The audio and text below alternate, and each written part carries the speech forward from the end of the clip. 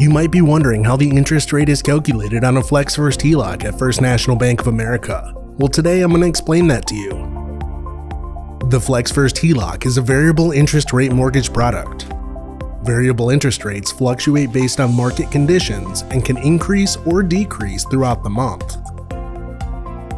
The rate on a FlexFirst HELOC is determined by using a 30-day average secured overnight financing rate, also known as a SOFR, SOFR.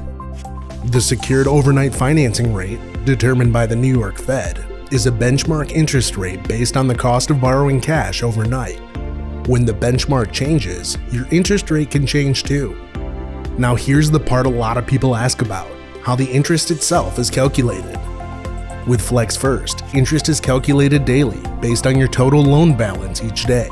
So anytime you reduce what you owe on your FlexFirst mortgage, the interest charged is based on your new, lower outstanding loan balance. With FlexFirst, your balance can be reduced daily if your cash flow is positive, resulting in quicker payoffs and reduced interest expense. To learn more about the FlexFirst HELOC and to see if it's right for you, head to our website at www.fnba.com/mortgage/FlexFirst-HELOC.